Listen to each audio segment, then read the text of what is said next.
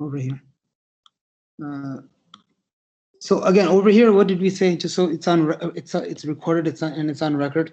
Again, we said that bioethics was the domain within ethics that's focused on moral issues within the context of healthcare, and it ends up deciding things like who gets to live, who gets to die, and who gets to make these decisions. So by the way, right now we spoke about, we gave examples. We said that again, you have one ventilator left, and there's two people, two patients, one's 60 years old, another's a 21-year-old. Who gets the right to have that? And so, we said that it's not necessarily the younger person that should get it, but we should base our decision on who has the best chance of survival based on multiple factors. And again, these multiple factors, they include primarily, again, it's within the context of healthcare. So what are their underlying illnesses?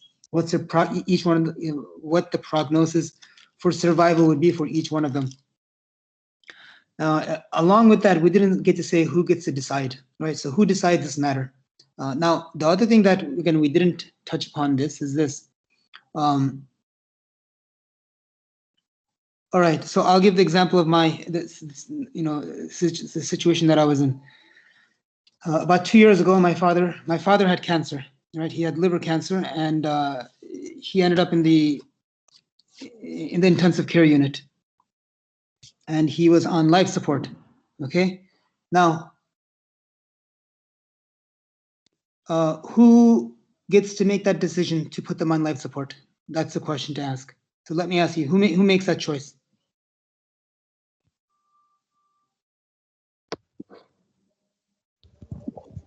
The doctor. The doctor makes that choice. Okay, in order to save this person's life, he's not able to breathe. He needs a machine to live. Why? Because his heart's working fine. The heart is strong. There's brain activity. However, there's a problem that we don't understand why. That his breathing is not very good. We need to support and make sure that he's going to be able to breathe properly. So there's not other problems that will cause other organ failure, other organ damage, et cetera, et cetera. So the doctor makes that initial decision, right? All right, good. That's the choice, an immediate choice that the doctor would have to make, provided that the patient does not have what would be called a living will. Do you guys know what a living will is? Does anybody know what a living will is? No. Huh? No. No. So a living will is when you decide, you write out, okay, look, if I get sick, okay, living will, it's also referred to as an advanced directive, okay, advanced directive. So literally, what does it mean, advance? Okay, it's something that you do beforehand. Okay, directive is what? Directive means direction. So you give directions in advance to before you're not able to make your own decisions, okay, advanced directive. Pretty much what this says is that, look, if you get to a point where you don't have the capacity to make a decision verbally or physically or intellectually, then at that point, you are deciding at this point in your life what to have done at that point. Does that make sense? Any questions on that? No questions, good. Because I'm going to be asking a lot of questions on this on your exams, your final exams, based upon the last several lectures. So if you guys are all good, there's fair game. So based on this, now my dad didn't have an advance directive, all right? So what happens next is this. He is on life support, and how long do you keep somebody on life support? That's the second part. How long should that person stay on life support? There's no pandemic. There's not a shortage of ventilators. So what do you guys think? I think What's that? as long as body can support. As long as His body can support. well, the body's going to keep going. Look, as long as you keep Okay, all right, fine. As long as okay.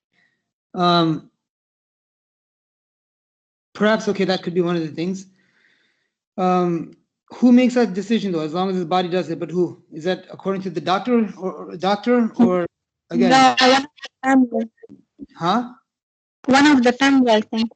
Somebody from the family. Okay, who within the family? So for me, it is my mother, my sister, and myself. I'm the most educated out of all of them. True. Huh? We had this problem 2 months ago, Right. and the doctor also asked if they have to put him on these machines. I don't know, Right. and or keep him in peace. Yani will they will face whatever will happen, Yeah. and they asked the son. Right. Oh, they asked the son. And Okay. All right. yeah, Good. he was the only one. He was there because it's not allowed for women to take that decision at that time. Which So country? they asked him, and he decided to not do that. Which country? Iraq. Iraq. Okay. Very good. Okay. So did you guys hear this?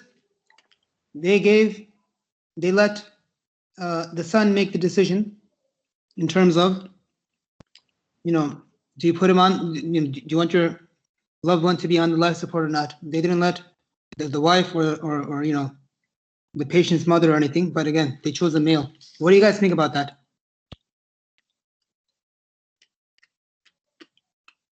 I think because we are more emotional, and the guy will think and he will use his brain more than us. Okay. I'm on. All right. I agree. Okay. That's a very good point you brought. Other people, my Nigerians. What do you guys think about that?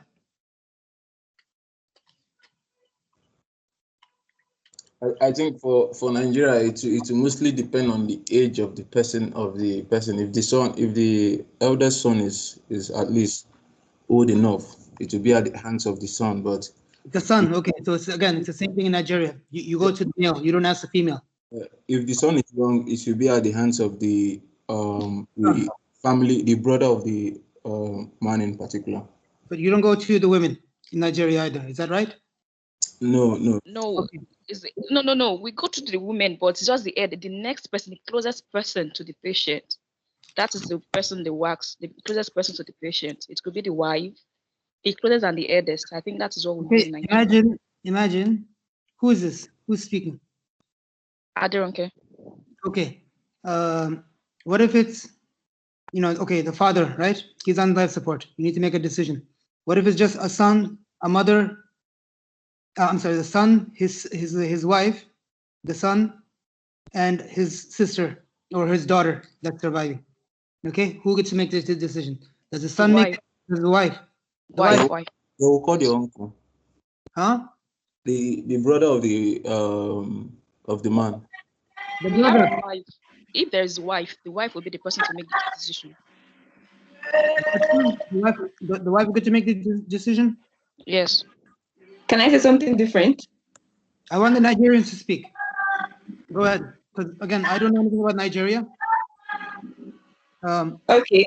I Yeah, go think ahead. like the doctor will not want to like speak with everybody. Like if they have to discuss something with the family members of the patient, the doctor might not want to speak with everybody. So he would ask them like maybe they should confer within themselves who the doctor will be in contact with or something like that. So I think it's that person that is going to like be relating whatever the doctor says to the people. And if they have to make a decision like that, I think it's something that they will discuss within themselves before the person, whichever person they assign to be relating with the doctor, before that person takes a decision.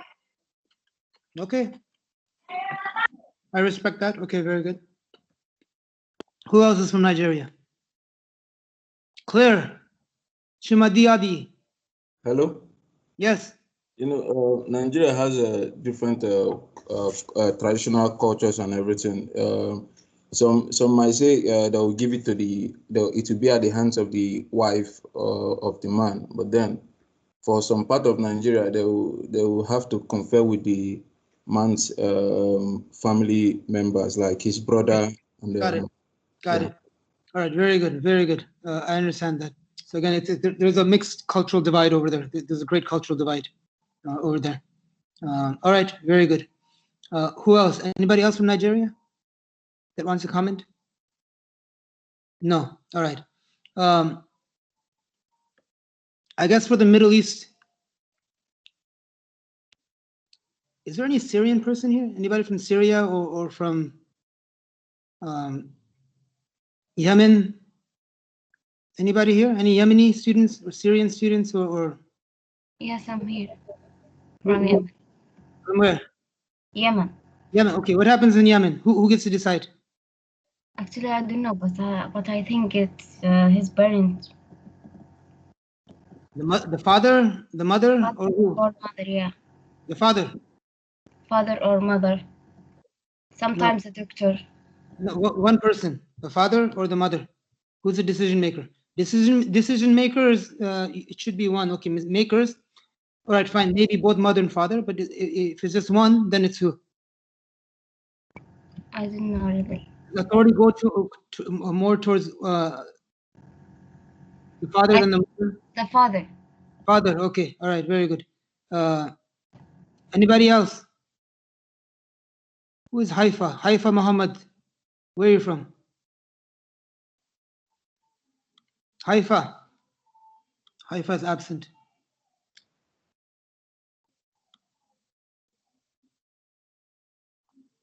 Okay, I'm making a list of all the people that are not attending, that are just logged in, acting, pretending to be logged in. How about who else is here? Teacher, sorry, you did say my name? Who are you? Wijdan. Who?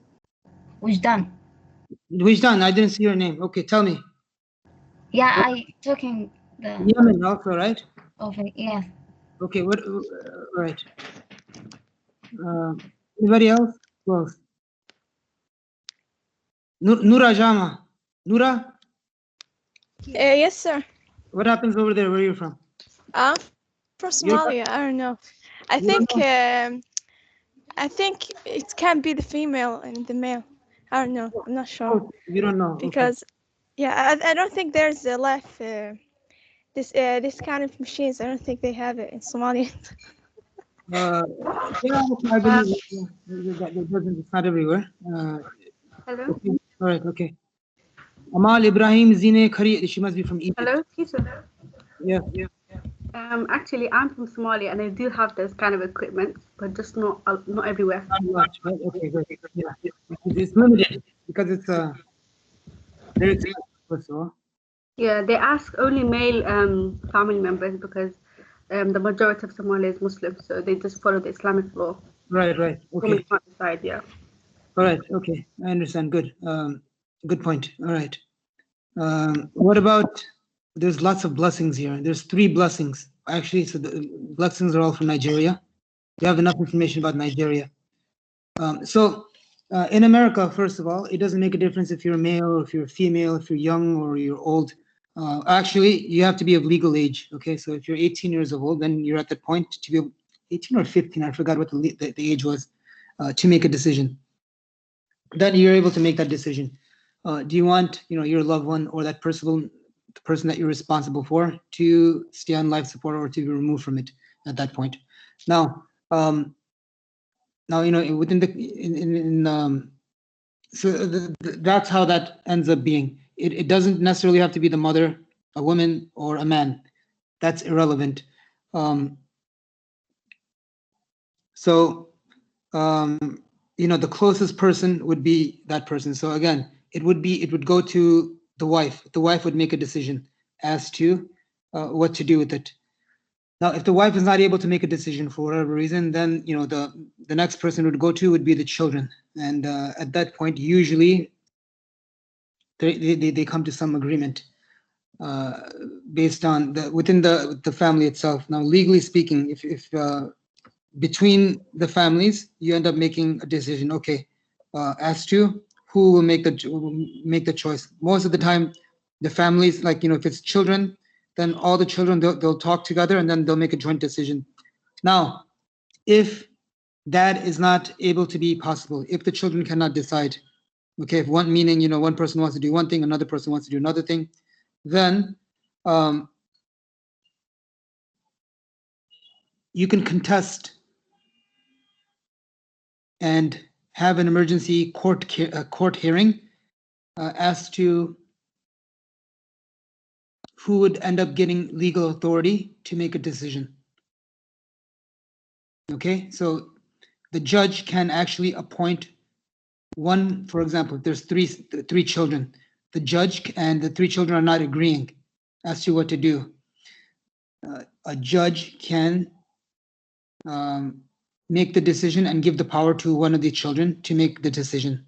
Does that make sense? Okay. So Yes. all right, good. So let's just continue off with the next slide. So we spoke about the Belmont report, and again, we said this report, it was produced by a researcher named Belmont. This is where the name of the report comes from. And this report, it outlined 3 principles when it came to researching human subjects. And these 3 principles, they included respect for a person, beneficence, and justice. The next thing we looked at were the principles of biomedical ethics.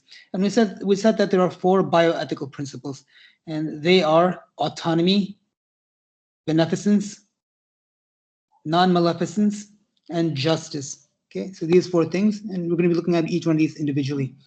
So now, what are they used for? So again, it provides guidelines that are, that could be used to make justified moral decisions. And in addition to that, to evaluate the morality of actions. And it's one of the more popular, well, actually not more, it's probably the most popular tool that's used for analyzing and resolving bioethical problems that's used today. So how can it be defined? So now, again, you go through and define what these things are. Autonomy. So what's autonomy? Autonomy, it's the freedom and the ability to act in a self-determined manner. That's pretty much what autonomy is, right? You have, again, your will to do what you want. That's autonomy. Right? Very, very simple. And I told you before about informed consent, right? So again, I gave an example of informed consent earlier. And again, in informed consent, it's created in regards to respecting an individual's autonomy to make personal choices based on, their understanding of the situation, their appraisal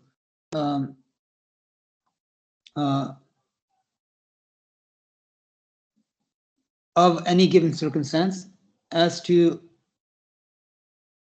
a specific situation and what they would like done. That's an informed consent. Again, you give permission to do something after you learn about it. All right. So can anybody give an example of an informed consent? How it could be used? Anyone? Informed consent.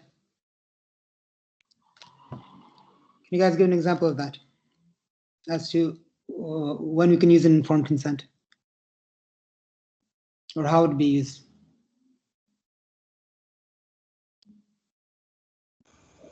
Filling a form. What's that? Filling a form. Filling a form. Yeah. Okay, but why would you fill a form? Probably for a medical report or it can be anything literally. Okay, all right. Anybody else? Very good, good. Yeah, I think if you don't have any of your family next to you, you do that? No. Then? Teacher, I Teacher, think I want to say something. Yes. Who wants to say something? Don't say me, because Me, teacher. I don't know me. I Me or think everybody is a me. Celine Sabas. Celine Sabas, sorry. Okay, yes. I think if you have a surgery or if you will use any drug, Yeah. they say I informed you, but you should accept this and you sign this paper. In Turkey, yes, that's what they do, right? You're going to take this, Yes. sign this. Without you reading the paper, they tell you to sign, right? Okay. So I think they don't explain this. Just sign it. just sign it. Very good. And Yeah. that is wrong. That is wrong. Very, very good example, Celine. Okay. They So want allowance for everything. they want allowance. They want you to sign, Yes. but they don't want to explain, and they don't want you to read. Yes. They don't want to give you time to read. Yes. This is a problem in Turkey. So let me explain about this informed consent. Essentially, informed consent is saying that, look, you're learning about a situation, and you've been given information about a situation, and based upon your understanding of what the situation is and what options you have, you are choosing and giving permission to somebody to carry out that treatment for you. This would be a consent. You're giving permission to, for example, you need to have a surgery for your I don't know, for your eyes. Let's just say eye surgery. Okay, you want me to do LASIK surgery for your eye. Why? Because you don't want to wear glasses anymore. So you come to me and I tell you, okay, look, this is advantages, this is the disadvantages, this is the risks, this is what you need to do after your surgery, and this is the risk of you going blind from the surgery, and this is the risk of you having 100% success, and this is the not the risk, this is the chances of you having 100% success of the surgery, and this is the chance of you having a 95 or 90% benefit from the surgery. And based upon all this information that I give you, then you will decide what you want to do. Okay, so you decide to have that surgery anyway. You're giving me permission to do that surgery. This is what an informed consent would be. Okay, you learn about it. After you learn about all the options, the positives, the negatives, you give permission to do something. Okay, that's what that informed consent does. So now there's three basic elements that are necessary for an informed consent to occur. So what are these three things? The first is you have to get that information. So there needs to be reception of information, receipt of information. The second should be you have to have consent for the treatment, okay, which needs to be voluntary, right? So voluntary consent for treatment. That would be the second thing. And then the third thing is this. Look, I'm giving you that information, and you're voluntarily giving me consent for that treatment, but are you understanding anything that you're reading? Okay, or are you even understanding what's being told to you? In other words, are you intellectually competent, right? Do you have the mental capacity to understand and to make that decision? So these three things are a must. Now, so let me ask you, who's here? Now, Blessing, where's Blessing? Hi, Sam. Okay, Blessing, you need to have a procedure. Okay, for example, you want to go have, I don't know, Blessing wants to have a facelift, or you want cat eyes. Maybe she wants cat eye surgery or fox eye surgery, something like that, huh? Now, Blessing, I go and I tell you what the risks are for fox eye surgery and cat eye surgery, or and I tell you about the cost of the procedure, and I tell you about the side effects from it, and I tell you the benefits of it, etc., etc. Okay. Then who else is here?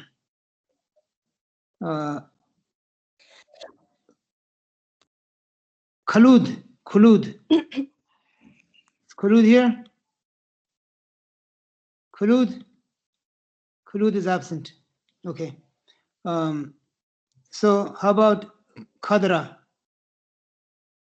Khadra, Abdi, Adan, Khadra.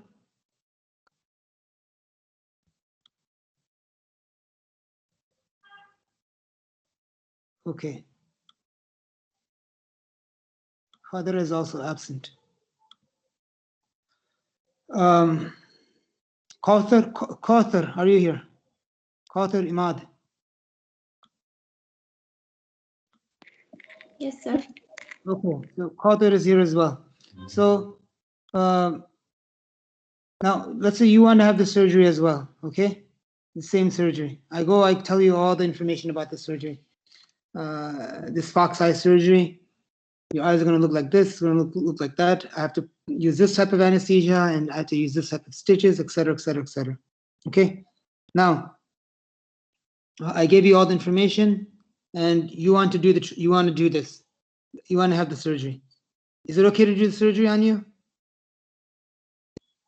Is there anything else I should be looking at?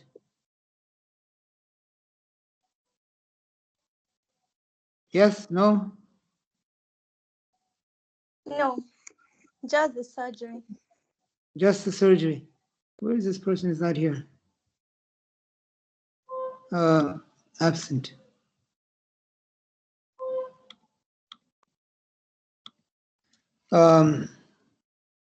So the answer is that's not correct.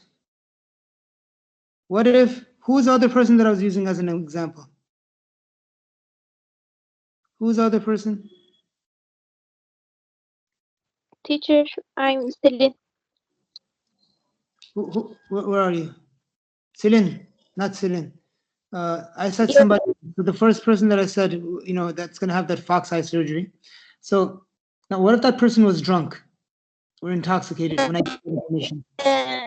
I'm using a drug teacher, and before that, I signed a paper for that. Okay, all right, no, I understand that, okay. But here's the thing.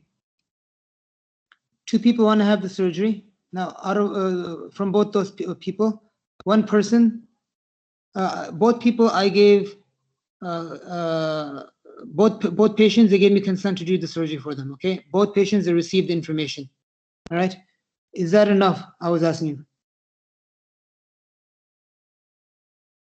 So the issue is, that that's not necessarily enough. Okay, why is that not necessarily enough? Because that person needs to be mentally competent as well. So what if one of the students was drunk? Now, if that person that's drunk, they gave me a consent, I cannot use that consent because they don't know what they're reading. We didn't have the intellectual capacity at that point to interpret that information. Does that make sense? Okay. So this is something else that you need to be aware about. Now, what is intentional non-disclosure? Intentional non-disclosure. This is not telling information to a patient or a surrogate.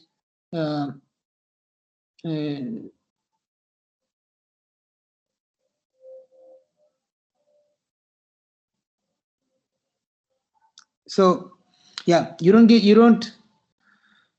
disclose information to the patient or again to their surrogate, for example, in situations of emergency or again in situations of incompetency, or again, or when patients they waive their right to get that information. Okay, that's intentional non-disclosure. All right.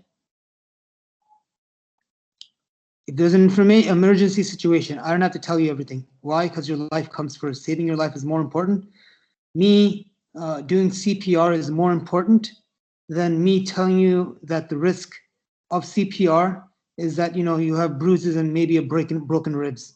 Okay, it doesn't make a difference if I break your ribs, and you get to live. All right. Does that make sense?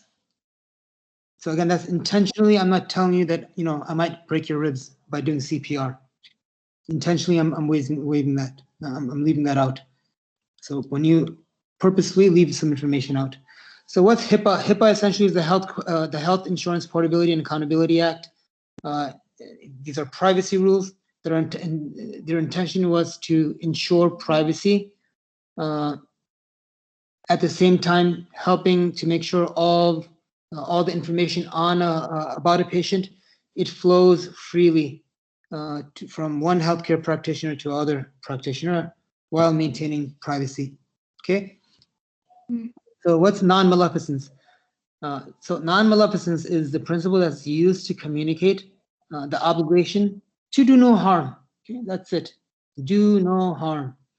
And it's the max. It could be the maximum or the norm that one has. That one, does not do anything bad. Okay, one doesn't do any harm or one doesn't do any evil. That's what non-maleficence. Um, Simple concept. Now, what's a slippery slope? Okay, a slippery slope argument. Now, a slippery slope is a situation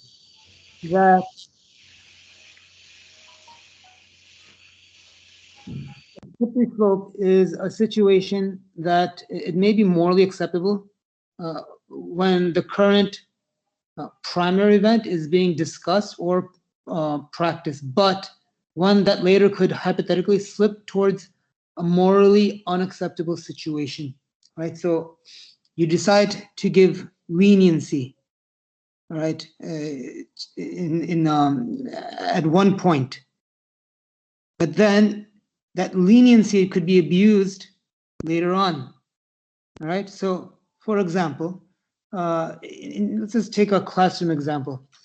I end up giving multiple choice exams, okay? Easy exams, multiple choice, but then I see, oh, these students, they're not really studying, even when I'm giving these easy questions, and they don't really show up to the class. They pretend they show up, but they're like just log in onto their systems and they walk away. So they're not really attending, and then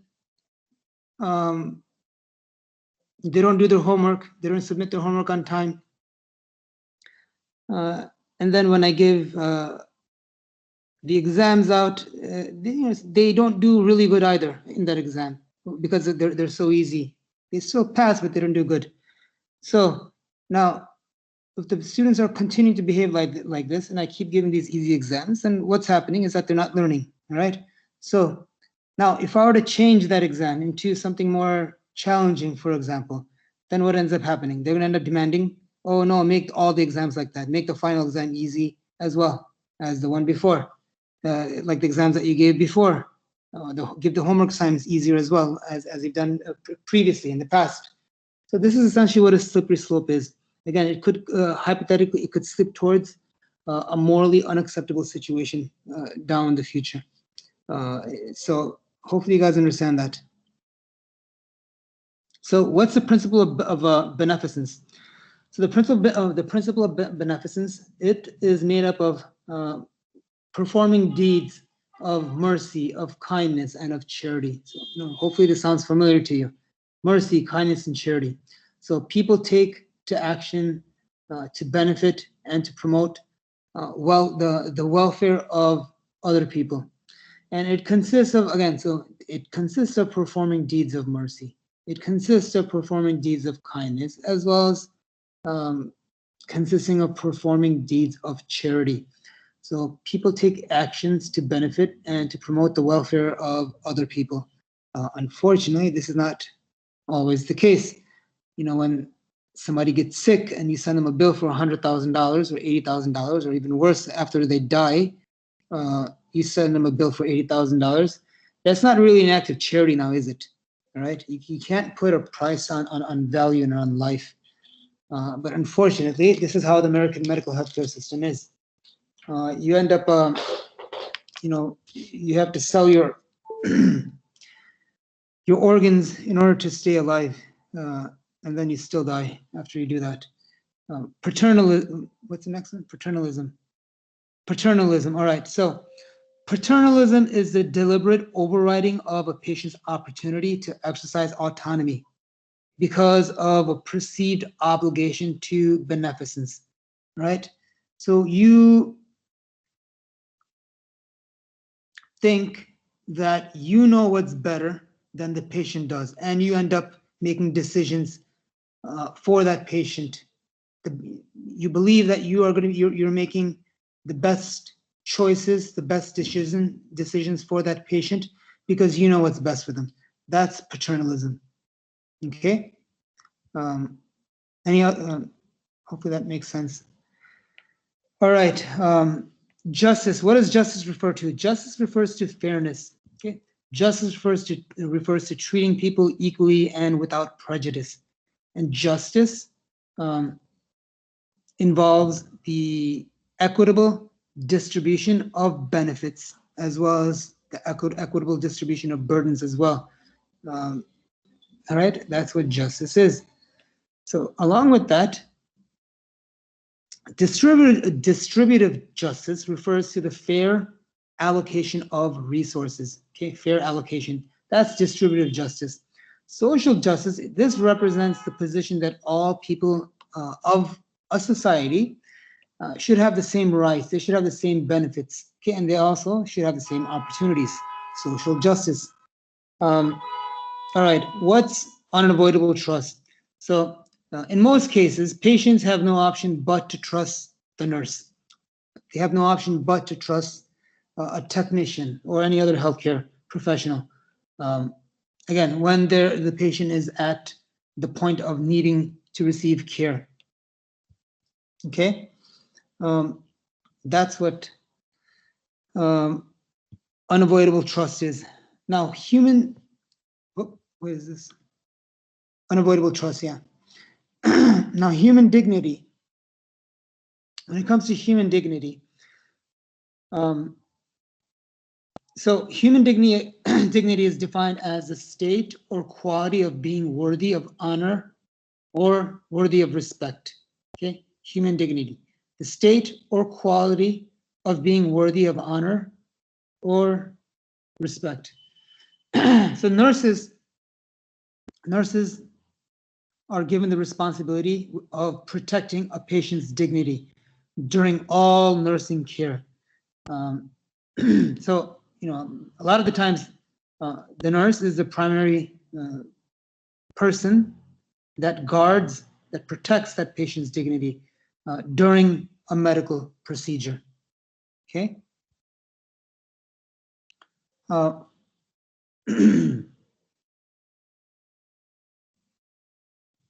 right. So, human.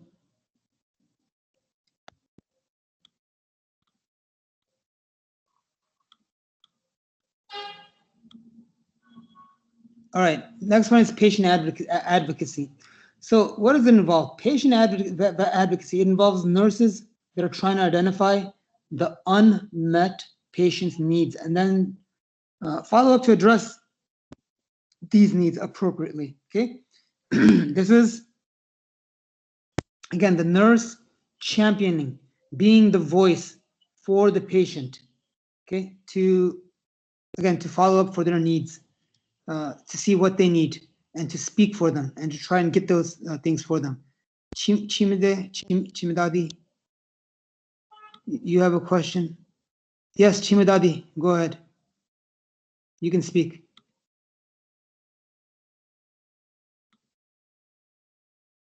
Okay, I guess you don't have a, whatever. Anyways, don't raise your hand if you're not going to speak. It's very annoying and disruptive. Moral suffering. All right, so in terms of moral suffering occurs when a healthcare professional's experience, when a healthcare professional experiences a feeling of anguish, a feeling of angst, of uneasiness, right? This is what moral suffering is. And it happens to every healthcare professional at one point or another. It could be experienced when a nurse attempts to sort out their own emotions. If they find themselves in a bad, not let's say bad, but not in a good situation, in an imperfect situation, that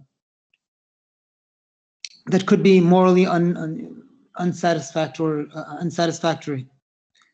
Or again, when forces beyond a nurse's control allows them from making positive influences, or again, changing a bad moral situation, or again, not necessarily bad, but an unsatisfactory situation, moral situation.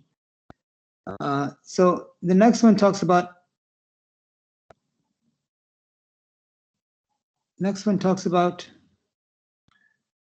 Ethical dilemma.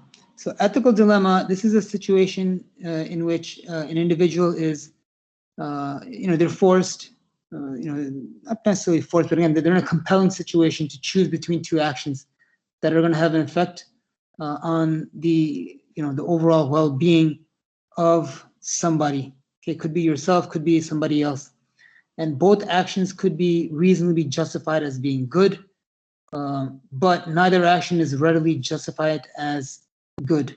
Again, or the goodness of the action is uncertain, for that matter. This is an ethical dilemma. It's a very difficult situation.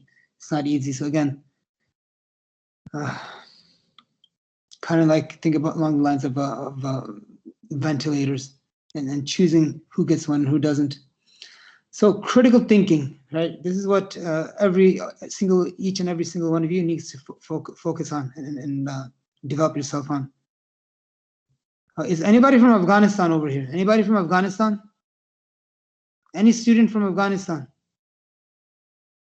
No Afghani student? Oh, one. Oh, Ahmed. Okay, Ahmed messaged me later. All right. What was I thinking? Okay, I'll give an example. So self-directed, so critical thinking, again, critical thinking is self-directed, self-disciplined, self-monitored, and self-correcting thinking. And again, all these things, they require rigorous standards, okay, of excellence and mindfulness, command of of its use. So again, you have to think on your own. You have to tell yourself what to do on your own. You have to come up with your own choices after you evaluate something. So again, that requires discipline. You have to control yourself as well, and you have to fix the errors that come along. All these are critical thinking skills. They encompass critical thinking skills. All right, moral imagination. So again, this helps nurses to be responsive to their patients' feelings. It helps nurses be responsive to their patients' attitudes as well as their values. Now, moral decision-making, it occurs through reflections that involve empathetic projection, in addition to creatively tapping a situation's possibilities. It also involves moral awareness and decision-making that goes way beyond the mere application of standardized ethical meanings, decision-making models, in addition to bioethical principles that apply to real-life situations.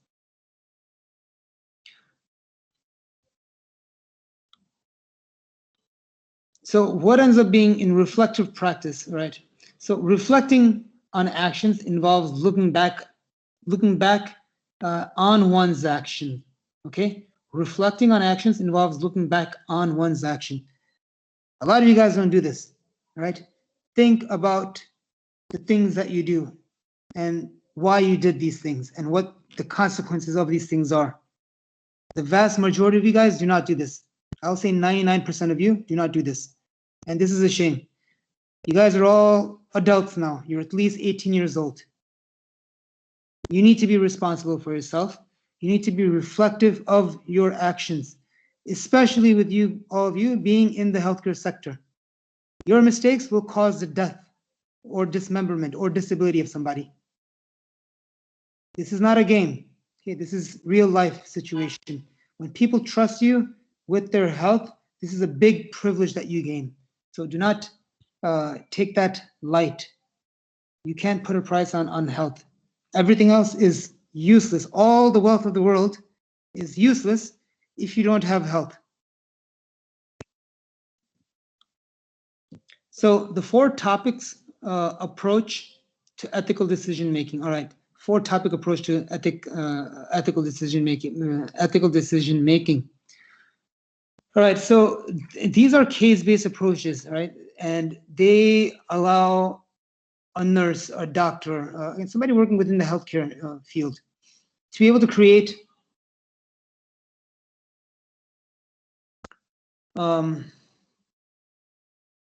like, think of it like this, like a bullet points of an individual. What are the main problems that somebody is having, the main things that have been carried out? And then based upon that, what are the options that could be given to this patient?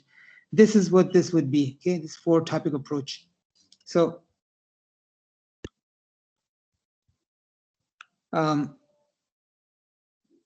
again, the cases end up being analyzed according to the topics of one of them is medical indication, right? Other is what's the patient's preference. The third would be what's the quality of life. And also you look at the last one being contextual features. So these 4 things end up being looked at in this 4-topic approach. Now, what about the healthcare team? Now, a lot of problematic bioethical decisions don't end up being made by a single person. So they're not unilateral decisions, okay, that end up being making. But you know, when you start participating in reflective dialogues with other healthcare professionals, nurses, they often end up becoming part of a larger team. And again, this larger team. So this larger team approach becomes, you know, you end up becoming a member in this larger team approach to ethical analysis, or you know, being part of an ethics committee for that matter. So what are the goals of an ethics committee, right? How do you sum it all up? The goals would be to provide support, okay, by providing guidance to patients, by providing guidance to families and other decision makers. We want to review cases, okay, review cases when there are conflicts in base values. You want to provide assistance in clarifying situations that are ethical, legal, or religious in nature, that go beyond the scope of daily practice. And also you help clarify issues, you discuss alternatives, and you can suggest compromises. You know, in healthcare, you also want to, you always want to promote the rights of patients. This is very important, promoting the rights of patients. No paternalism, don't think you know it all. You don't know everything. You know, a lot of doctors, they think they know everything, that, you know, they know more than the patients do, and that they, again, they take this, I'm not even gonna say paternalism, because paternalism, you know, there's some goodness to it, okay? But a lot of doctors, again, and I've noticed this in, you know, outside of the United States, so again, locally as well as, you know, other parts of the world, especially Asian, Middle East, this is where I have experience with. I don't know too much about Africa or what happens in Russia, for that matter. I don't know that too much about that, but so I cannot speak for these regions. But again, you know, you doctor thinks they know it all, and again, they just tell you what to do without giving you options. You're not promoting the patient's right, okay? And again, it's not even paternalism at that point, because again, you're doing what you think is right because you believe that you know the most. And this is not, it's not even that you know the most for what's best for the patient, but you know the most because, again, you have this superiority complex. This would be that. So again, other parts of the goals of an ethics committee would be to promote fair policies and procedures that, again, end up maximizing the likelihood of achieving good patient-centered outcomes. In addition to that, along with that, you know, you also want to assist the patient as well as their family in coming to, you know, a consensus with you know, the best options that are available to meet the patient's needs.